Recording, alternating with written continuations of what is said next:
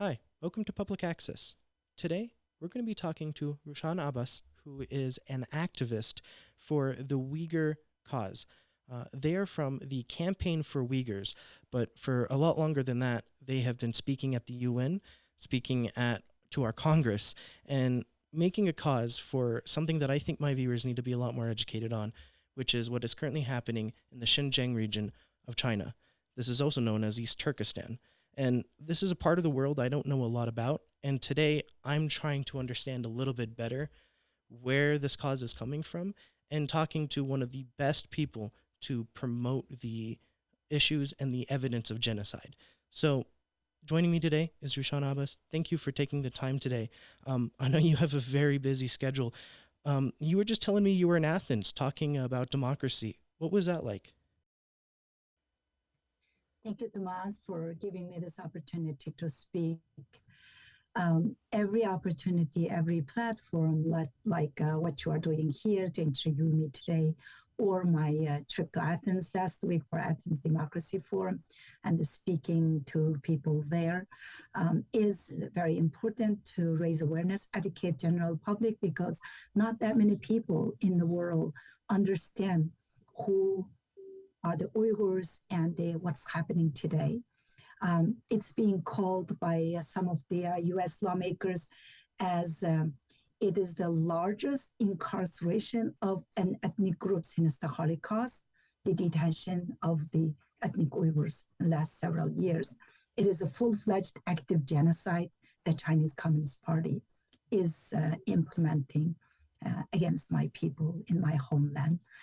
Like you said, it's the Xinjiang province. Xinjiang means new territory for the Chinese government. And we would like to call East Turkestan, which is geographical and the symbolic name for us. Thank you. Never had someone from your position tell me upfront, I'd like this land to be called East Turkestan. So if that's what you're telling me is the best thing to call that, I'm going to start calling that from now on because I. Uh, a big thing for us here is understanding land rights and respecting land rights. That's something very big to our viewers here in New Mexico. So East Turkestan, it means new frontier. It is what they call it. That reminds me of a lot of how we actually got colonized here in the West with this idea of manifest destiny. It seems like there's this idea of wanting to conquer and expand. It seems very expansionist. I have to ask, do you? I don't think I ever get a good understanding of what it's like in your home, though. I mean, growing up there, I I have to wonder what was that experience like in feeling this way about your homeland. do, do you feel like it is part of China in that way? Did you grow up feeling that way? Or how is that community bond like? Thank you so much. I really appreciate you mentioning about the history of the United States, and that was hundreds of years ago, right? A couple hundred, few hundred years ago. Um, and what happened here, and we speak about it. We criticize the history, and we try to learn the lessons from the history. So, in the modern world, in today's world, something like that should not be happening. People should live with their basic survival rights, and everybody has right to live with their dignity. But ever since the Chinese Communist Party's occupation of my homeland, East Turkestan, in 1949, it has been um, marked the darkest chapter in Uyghur history. The oppression of the Uyghur people did not begin with this genocide several years ago. It started with decades of discrimination, dehumanization, and the polarization of the Uyghur population since 1949. Immediately after the establishment of PRC, People's Republic of China, in 1949, the Uyghur intellectuals, Uyghur thought leaders, they were targeted as nationalists and they were being persecuted and executed. During the 60s, during the China's Cultural Revolution, where I have my life begins. I was born in 1967, right in the middle of the Cultural Revolution, where rights and the wrong were upside down. And my my grandfather was detained, and he was in jail for 3 years, faced persecution and the torture. And his only crime was being an Uyghur and being a leader of the Uyghurs.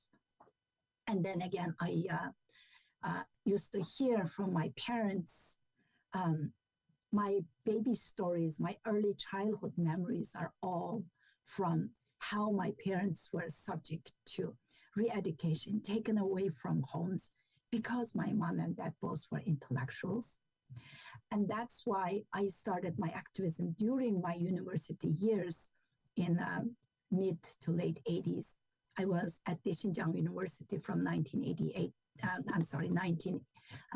I was at the Xinjiang University from 1984 till 88. I studied biology, but I was co-organizing with my friends protests against the CCP's oppressive policies targeting Uyghurs, including birth control measures for Uyghur women and the nuclear testings in the region and the treating the Uyghur people as secondary citizens with everything about jobs, about education, or any kind of basic human rights. And then in 19, I'm sorry, and then in 2016 and 17, when this mass detention started, millions of Uyghurs started to disappear. We received the news that my husband's entire family, 24 people from my husband's family, my parents-in-laws, 3 of my sister-in-laws, their husbands, and the sister-in-law, um, and the brother-in-law and his wife and the 14 of their nieces and the nephews, my husband's nieces and the nephews, they all disappeared. 24 people disappeared.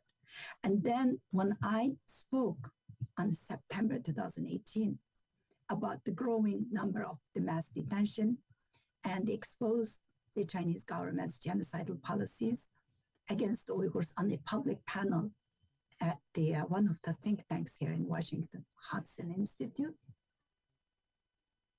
A few days later, my own sister, a retired medical doctor, her name is Rushan Abbas, she was unjustly detained by the region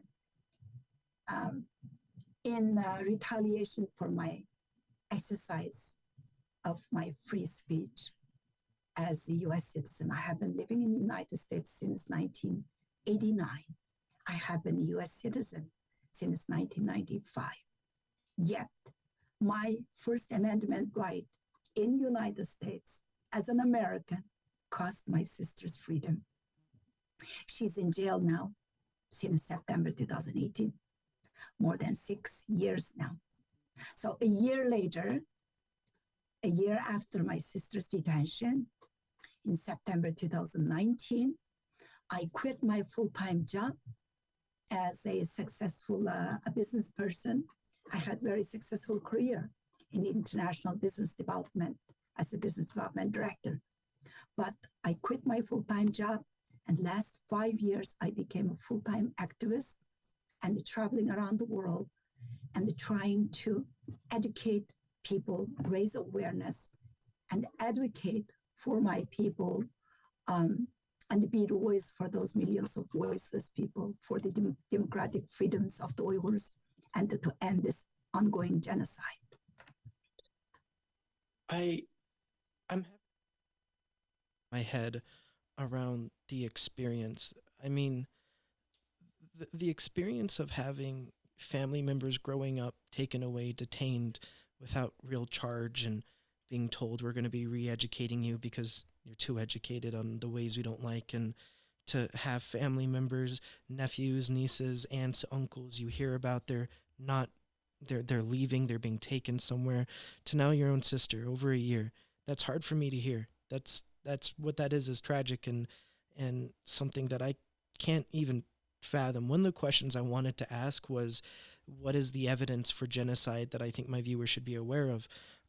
Part of me feels like it's kind of a foolish question of saying, what is evidence that needs to be aware, when you're sitting here telling me your family's just disappearing. And I realize you were bringing it to me by just saying my family. I can't speak with them.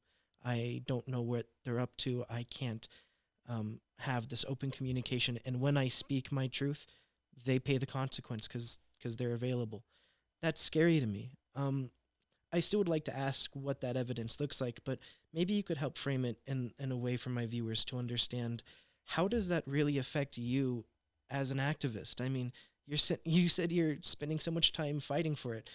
I have to ask why. Your family's definitely in trouble. They seem to be paying the consequence, and that's not your fault. So you are a strong person to deliver a message that people don't want you to deliver. What's that like? That is a very fair question, actually, and I would like to explain. So let me start from my homeland, what it is to be an Uyghur. So being an Uyghur in my homeland is a crime. Being a Muslim is a crime.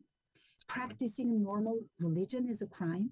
Speaking the Uyghur language or knowing the Uyghur people's ethnic identity and history is a crime. So basically, the Uyghur and the other, like Kazakh, Kyrgyz, Uzbek, all these other ethnic communities in my homeland, they are subject to arbitrary mass detention, mass surveillance, forced organ harvesting, forced sterilization, and forced abortions for the Uyghur women, and the political indoctrination and the torture. And 1 million Uyghur children are taken from their families, shipped to China proper or the state run orphanages. If you look at what I just said, those are 4 out of 5 the elements of the Geneva Convention's description of the crimes of genocide. We just cannot prove the mass killing. Other than that, everything else is there. And it's repeatedly being confirmed by the Chinese government's own leaked documents. And also, Cui Tiankai, one of the former Chinese ambassadors to United States, when this mass detention came to the surface on the media, one of the CNN reporters asked him during an interview, why are you holding those 1 million or more Uyghurs in indoctrination re-education camps? Shamelessly, he said, by re-educating those Uyghurs, we are trying to make them normal persons. Can you imagine? Because of the beautiful culture we have, because of the Uyghur language we speak, because what word we call our God, because of the religion we believe, in the front of the Chinese government's eyes, we are not even normal commodities. And also after forcibly sterilizing the Uyghur women, and the Uyghur birth rate dropped down to almost 0% in the mostly Uyghurs populated areas, the Chinese embassy in the United States used their official Twitter account and tweeted and said, with the promotion of the birth control, reproductive health, the Uyghur women are emancipated and Uyghur women are no longer baby making machines. So basically, if you cut the Uyghur births by forcing Uyghur women to face sterilization and the abortions, that is a part of ongoing genocide. And also, the UN Human Rights Council released a so-called Xinjiang Uyghur report in August 31st, 2022, and described everything we have been crying out loud for years. They described the mass detention, forced labor, and forced sterilizations, and the children moving away from the Uyghur families, and the forced transferring the Uyghurs to other regions. And all these are, as I mentioned earlier, a part of the description of the crimes of genocide. And the UN report said the PRC, People's Republic of China, is conducting crimes against humanity. Well, PCCP operates the world's most extensive state-imposed forced labor system in the Uyghur region, and the government itself is the perpetrator, the human trafficker, and the abuser. And the Uyghur people have no agency to refuse as any form of resistance or refusal. Any sort of, resentment or refusal leads directly to imprisonment or harsh sentencing. The Chinese state media itself reported the transfer of 3.05 million person times rural labor transfers by the third quarter of 2023, exceeding the entire year 2022 for labor transfer volume. Wow. This is unprecedented. Yeah.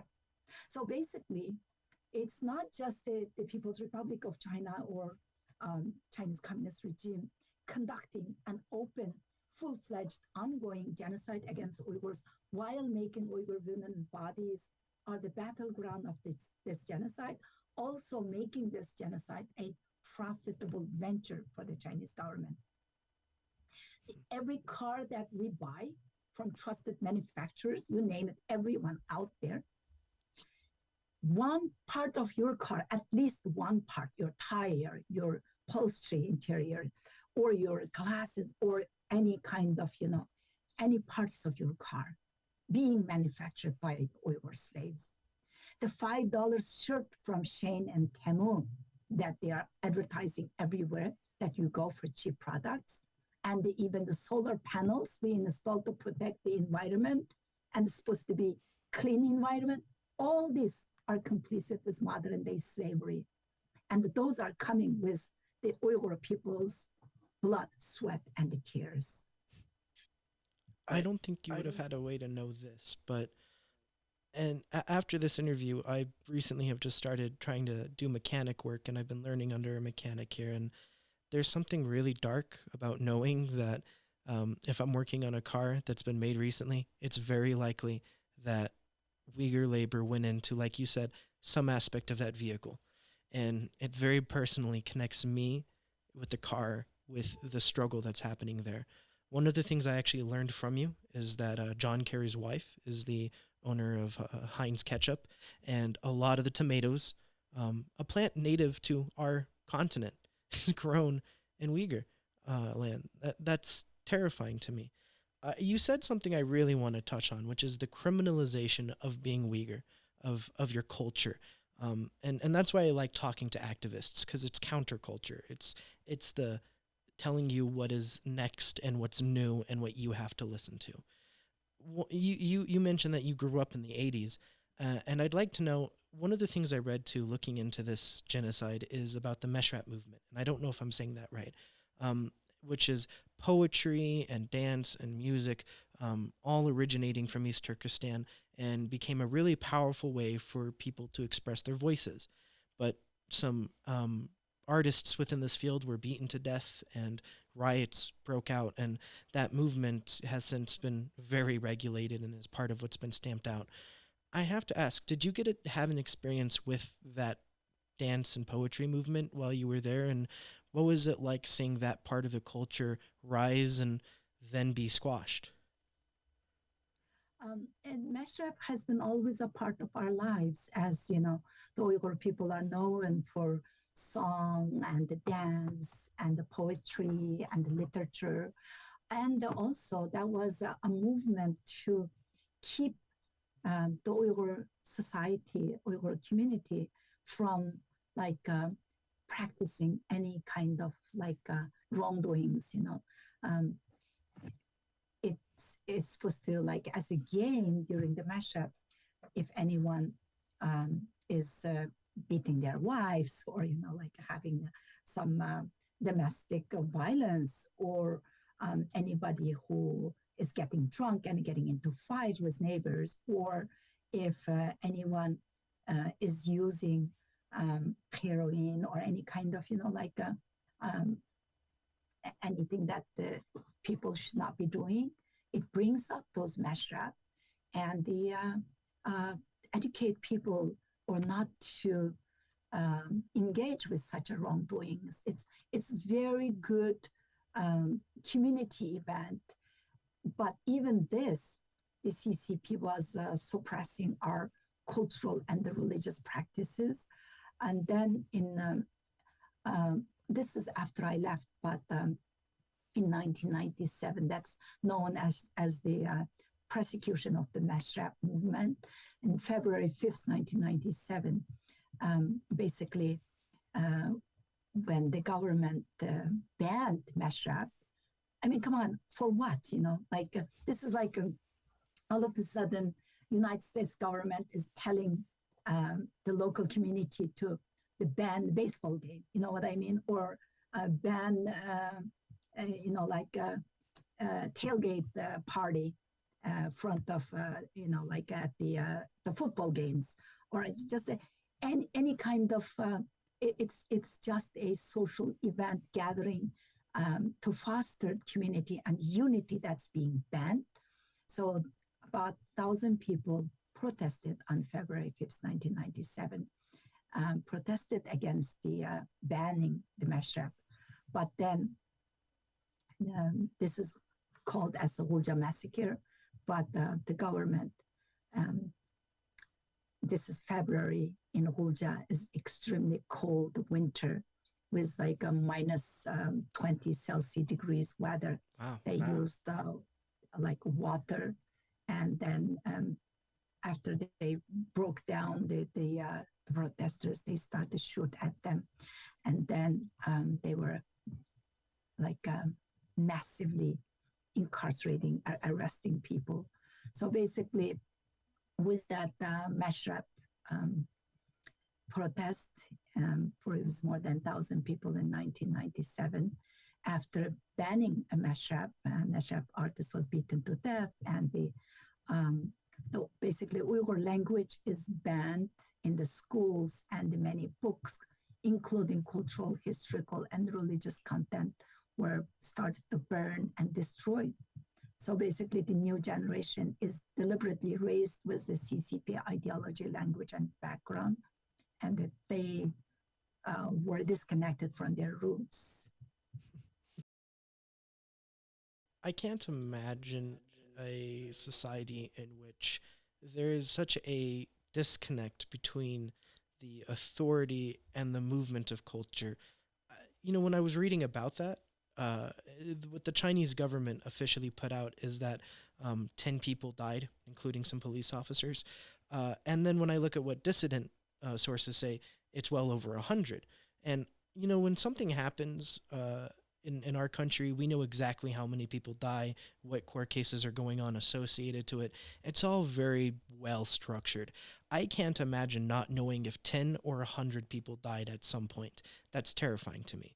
Um, and I have to wonder, from not only were over 1,000 people arrested in connection to that protest that you just mentioned, but some of the people who ended up fleeing from that protest and that riot, they ended up fleeing to Pakistan. And just a few years later, our country thinks it's a good idea to go into Afghanistan. So what do? But these are some more of the people who are a bit more against all of this. They have to flee their home. Now they're in Afghanistan. What are they going to do? Or now they're in Pakistan. What are they going to do but go south and join the fight? They get captured by Pakistani bounty hunters before they can make it to Afghanistan, and they get sent. The American taxpayer pays $5,000 a pop for them. So where do they get sent but Guantanamo Bay? That's when you come into the picture. You've been here for a little bit, and you've started to make a name of how you want to fight for your people. And these Uyghur people who got caught in the middle of the Afghanistan war and invasion into the Middle East are now in a island prison outside of U.S. control, and they ask you to just translate because they've arrested these guys, paid for them. They can't even talk to them. They need you to go speak between them. What is that experience like? I mean, you're fighting for your people who are being locked up in East Turkestan, but now the government that is saying it's going to help you has locked a bunch of them up on an island and they want you to interpret. That's got to be a hell of a call. Yeah, actually, you described the situation very well. These people were at the wrong place at the wrong time and brought to Guantanamo because when they were turned by the Pakistani bounty hunters to our government. They did not have language support, so our government did not know who these people were, why they were in Afghanistan, or why they were crossing the border from Afghanistan to Pakistan. So Guantanamo at that time was used as a solution to bring them and speak to them with the language support to figure out who's who and what's what.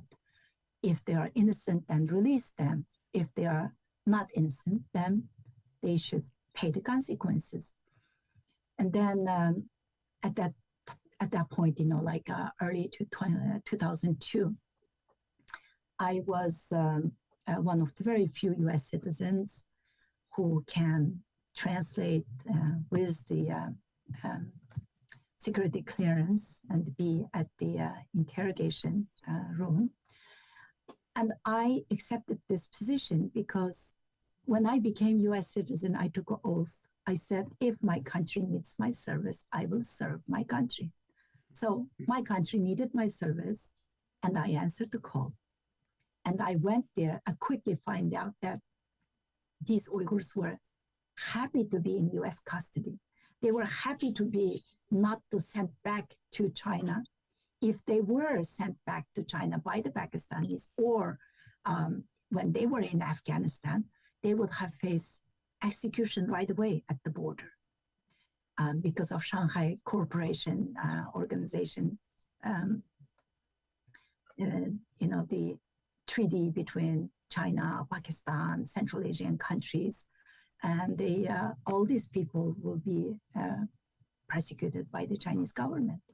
So, be honest with you, this is part of my life that I am most proud of. I was be able to provide language support for those Uyghurs and helping with our government to sort through who these people are and relocating them to a free third country for these Uyghur people so they will not face persecution in China.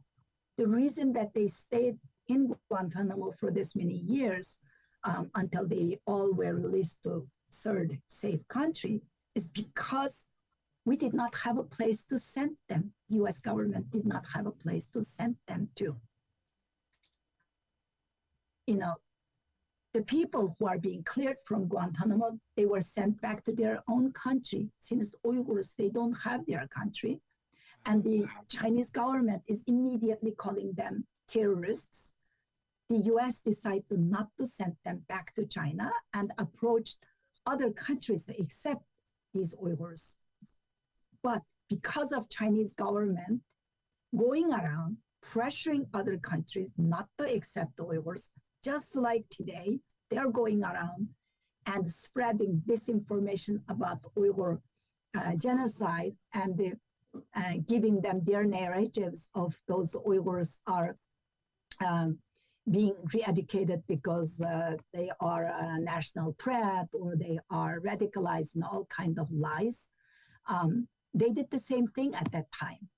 So we couldn't find a country until a long time. Finally, luckily, those 22 Uyghurs are safe, all being resettled in the third countries. Yet, when I first start to speak after my sister's detention, I quit my job and I became a prominent voice for Uyghurs. The Chinese government used this against me. It started with Zhao Lijuan, who was the Chinese deputy director. It's funny actually, he didn't even believe what he was saying himself, and he's afraid me to finding out because he blocked me first on the Twitter. This is back in 2019. He blocked me, then he put my picture and called me Guantanamo torturer and the CIA and all kinds of names. So today I've got internet trolls. Every time when I post something on the internet, they pick and choose from different video interviews and the cut and they change the actual interview and they make me look like that I was torturing Uyghurs in Guantanamo. And when the Chinese government or Chinese trolls on the internet says that or attack me on that, I just smile and I take this as impact of my work. But you know what? It hurts me the most when I see my fellow Americans, American university students, or American people, when I go and speak, they come and accuse me for um, serving some, like a shameful um, position or job in Guantanamo. Well, no government, no country is perfect. If we had made some mistakes, that is the beauty of democracy. You can criticize the government. That is the freedom and democracy that we have and we take for granted. But look at me. I am talking about my freedom of speech when I criticize China on the other side of the world, other side of the Pacific Ocean. My sister is paying the price for that. And there was China's transnational repression and also targeting the academia, the Hollywood, and the NBA, and the famous journalists or celebrities. Nobody's willing to speak out. So my question is for those people who claim to be feminists or protecting children's rights or all these people who are so vocal against any kind of social injustice, rightfully, they should speak out. But where are their voices when millions of Uyghur women are facing forced sterilizations, forced abortions, and the Chinese government is deploying millions of Han Chinese men live inside of Uyghur homes, when most of Uyghur men are sent to the prison camps or re-education camps or forced labor facilities. Uyghur women are subject to sexual abuse inside of their own homes. When more than 1 million Uyghur children are torn apart from their families and parents and taken away and sent to state-run orphanages. Where are those strong voices? Where's your conscience? So if there's no consequences, you can criticize everybody. But speaking against China, speaking against the perpetrator who has the money and the power has a consequences. And I would like to call on those celebrities, those academics, or those journalists to stand up with dignity and speak, because there is no neutrality when it comes to genocide. There's no neutrality when it comes down to crimes against humanity and the modern slavery. There's only two sides, right side and wrong. We need to be on the right side of the history. This last question, it actually kind of breaks my heart that after everything you say, it's still something I have to ask, because I've seen senators ask you this question. I've seen students ask you this question, which is, how can we help? What is the thing we're not doing? And when you talk about that there are people who still even don't just help, but give you resistance here in this country, I wish I could say I don't know any of those people, but I do. Unfortunately, one of the things that I've been looking at is there's a massive campaign from millionaires in our country to put money into organizations like the People's Forum that specifically advocate against some of these causes in favor of what China proposes. And the People's Forum, one of the people on that board is Claudia de la Cruz. She's currently running for president in our country. And I was at one of that organization's events last night, where I got in an argument with another member about the Uyghur cause right now. And this is an organization I know that a lot of members believe, as you have pointed out, young people are still at a point where they're able to not believe because of the other media that's going on out there. And so it goes beyond just how do we help. I mean, we're locking people up in prison islands. We're using forced labor in our cars and our ketchup, and young people don't believe in the cause. And these are people who are protesting for other genocide. I'm at a loss, Rushan. I don't know how to move forward that dial It seems really difficult, but you seem to have a bit more of a personal connection with this. How do we get people to like you say, how do we get the celebrities to take notice and say, hey, there's genocide happening? I'm not okay with that. What does it take? Yeah, that is a great question, and that's my frustration too. Especially, I watched last two debates, the presidential debates and the VP debates last week. Very disappointingly, something like this scale, this kind of direct impacting all humanity in the world, with the products that we use, cars we drive, the solar panels that we are trying to use, and the ketchup that we use that's making money from John Kerry's wife for the Heinz ketchup, while the Uyghur slaves are handpicking those tomatoes as slaves. Um, and unjustly imprisoned, including my sister, Dr. Rushan Abbas, and those mothers that are being robbed, and like their bodies are being ripped, and we have so many victims of the former, like internment camp victims, testifying for what kind of concentration camp and what kind of horror that they are going through. With all this, with so much evidence, and the repeatedly, time after time, the Chinese government's own data, own documents confronting those genocides, still, those two presidential and the VP debates, nobody asked one question about their stand for the Uyghurs or for China's human rights abuses. We, as the United States government, we're supposed to stand up for weak people like those millions of Uyghurs. Not just that, actually, not just the Uyghurs back living within China's borders, those Tibetans, those Hong Kongers, those Southern Mongolians who are suffering under China's mass human rights abuses, but US citizens that's being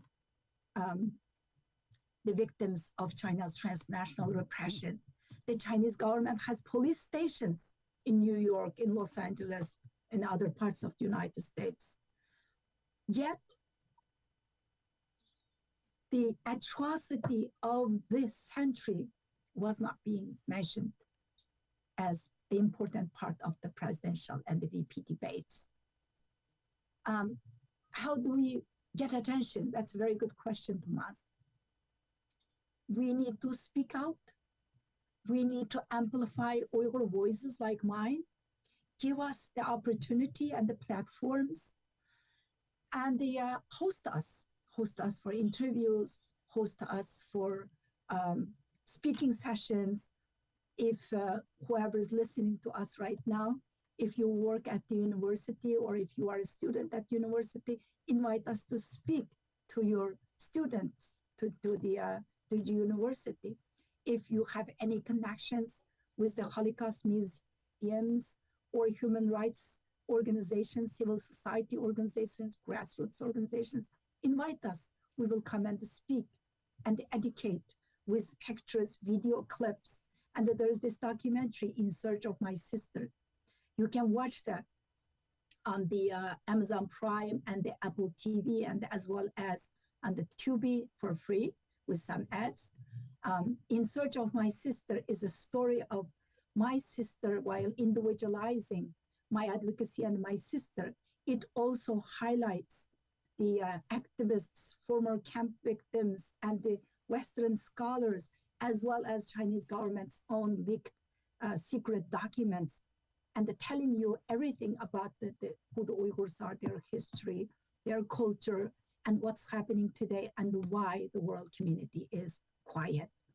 So please follow us on social media and share what we post so you can amplify our voices, and go to our website, campaignforuyghurs.org, and sign up for our mailing list so you can receive updates of what's happening today.